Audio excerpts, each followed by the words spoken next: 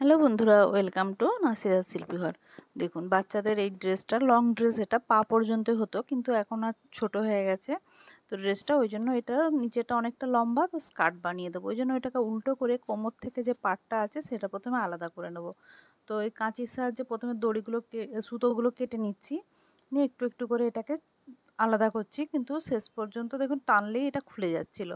তো খুব ইজিলি এটা খুলে গেল। ছোট বাচ্চাদের ড্রেস তো এটা কোনো অসুবিধাও হয়নি। তো এরকমভাবে পুরোটা পার্টটা আলাদা করে নিয়েছি। দেখুন আলাদা হয়ে গেছে উপরের দিকের পার্টটা। তো এটাকে প্রথমে সোজা করে নিচ্ছি। দেখুন সোজা করে নিয়ে এর যে বেল্টগুলো, যেটা দড়ি কোমরে বাঁধার ফিতে, সেই ফিতেটা নিয়ে কোমরের জন্য একটা ওই এটা দড়ি ঢোকাবো, তো তার জন্য একটা বেল্ট তৈরি করব। করে প্রথমে এই যে ফিতেটাও কেটে নেব। নিয়ে ফিতেটাও চওড়া ছিল বলে কাজ হয়ে যাচ্ছে। তো এটাকে প্রথমে সমান করে কেটে নেব। তো এরকম করার আগে যারা সেলাই একদম জানেন না, তারা প্রেস করে নিলে জিনিসটা আরও ভালোভাবে বসবে। তো এরকমভাবে আমি প্রথমে মাপ করে এক সমানের প্রথমে এটা কেটে নিচ্ছি। দুটো বেল্টকে কেটে নেব, কারণ একটা বেল্টে পুরো কোমরটা হচ্ছে না। তো এরকমভাবে কেটে নিচ্ছি। নিয়ে আর এই যে সরু মুখের কাজটা একটু সরু মতো, এটাও কেটে নেব, নিয়ে সমান করে নেব। তো আমার ভিডিওটা যারা দেখছেন, ভালো লাগলে অবশ্যই শেয়ার করবেন, লাইক করবেন, সাবস্ক্রাইব করবেন। আর দেখুন এই যে আরও যে অংশগুলো ছিল, সেগুলো দিয়ে আমি কোমরের ওই ফিতেটা তৈরি করব। আর বাকি যে অংশটা, ওটা দিয়ে আমি ওই টাসেল তৈরি করব। তো এরকম প্রথমে কোমরের বেল্টটা বানিয়ে নেব। এর জন্য দুটোকে প্রথমে জুড়ে নিচ্ছি। দুটো যে কোমরের ওই ফিতেটা যে কেটেছিলাম, দুটোকেই জুড়ে নিচ্ছি। জুড়ে নিলে তারপরে করব।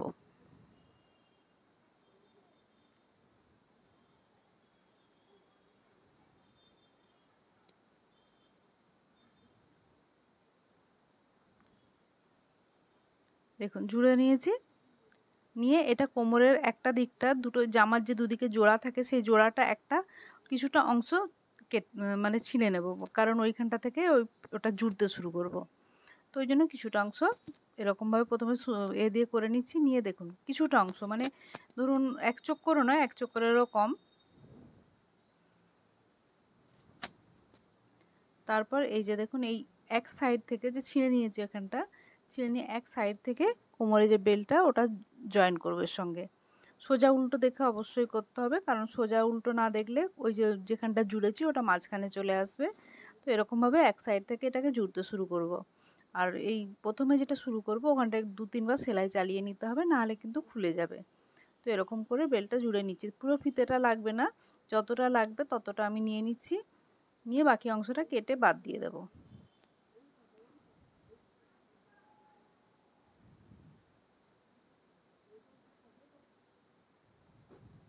দেখুন বাকি অংশটা কেটে বাদ দিয়ে দিচ্ছি। যদি আমার দেখে কেউ বানাতে চান, অবশ্যই বানাতে পারেন। বাচ্চাদের এইসব ড্রেস থেকে কি নিজেদের ড্রেস থেকে কোনো কিছু পুরানো জিনিস, দেখুন আমি এবারে এই আমি যে খুব জুড়ে যে দিয়েছি, কোনো জুড়ে জিনিসকে বাকি ফেলার অংশটা আগে কেটেও রিউজ দিয়েছি। করি। দিয়ে তারপরে এবার এইটা জিনিসটা যেটা জুড়েছি যেখান থেকে, ওইখান থেকে এটা ডবল ফোল্ড করে সেলাই করে নেব। আর এই দিকটাই ওই যে যেখানটা ছিঁড়েছি জামার ওই এক সাইডটা, সেটাও এর সঙ্গেই মুড়ে নেব। তাহলে দেখতে ডবল মুড়বো সবসময়, ডবল না মুড়লে, সিঙ্গেল মুড়লে দেখতে জিনিসটা সুন্দর লাগে না। তো এরকমভাবে মুড়ে নিচ্ছি, পুরোটাই মুড়ে নেব।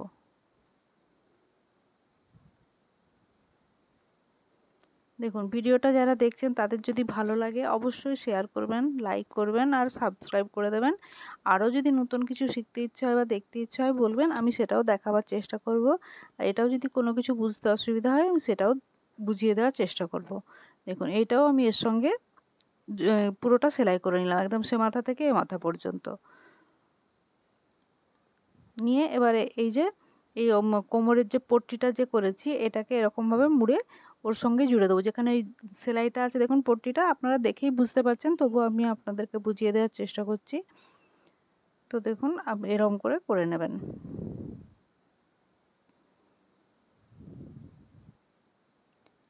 দেখুন এরকমভাবে পুরোটাকে আমি সেলাই পট্টিটা ওর সঙ্গে ডবল ফোল্ড করে নেব।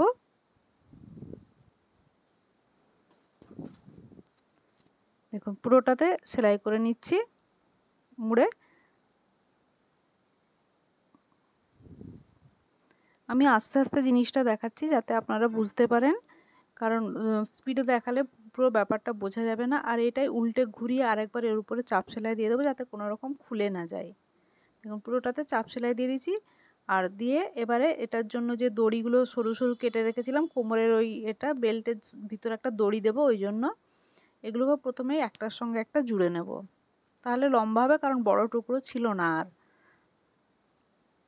তো একটার সঙ্গে একটা জুড়ে নিচ্ছি, নিয়ে এ করে নেব।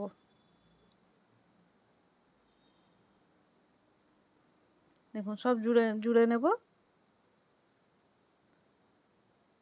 আর এটা সোজা উল্টো যখন কাপড়গুলো জুড়বো সোজা উল্টো দেখে জুড়তে হবে, একটা এদিক ওদিক হয়ে গেল পরে আবার খুলে ঠিক করতে হবে। দেখুন লম্বা একটা পট্টি বানিয়ে নিয়েছি, নিয়ে এবার এক সাইড থেকে এরকমভাবে সরু দড়ি তৈরি করব, দুদিক থেকে ফোল্ড করে সেলাই করব সরু করে আস্তে আস্তে। দেখুন এরকম করে লম্বা একটা দড়ি তৈরি করে নেব।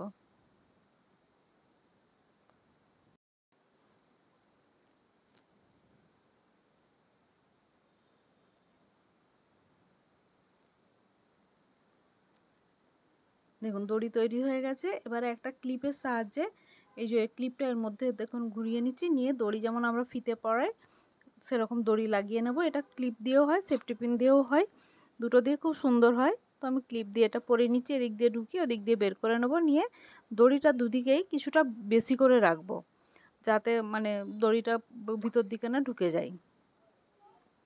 এখন এদিক দিয়ে বের করে দিয়েছি। এবারে যে ওই পট্টিগুলো কেটে রেখেছিলাম সেটা দিয়ে এর ওই ফুল মতো বানিয়ে দেব।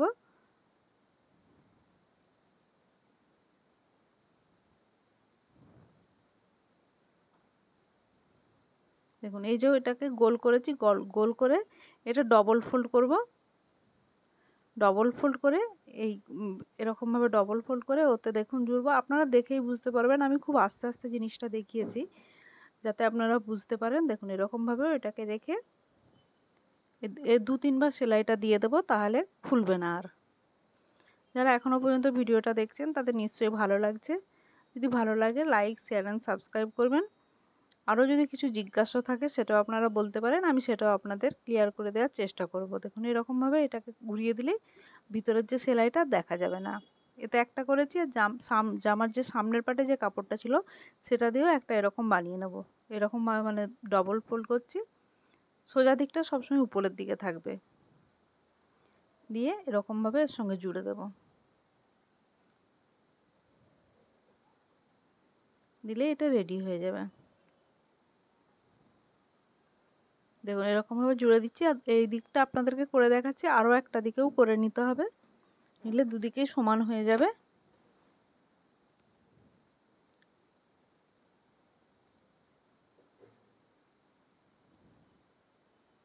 দেখুন এরকমভাবে টাসেলগুলো হয়ে গেল, দেখতে সুন্দর লাগছে।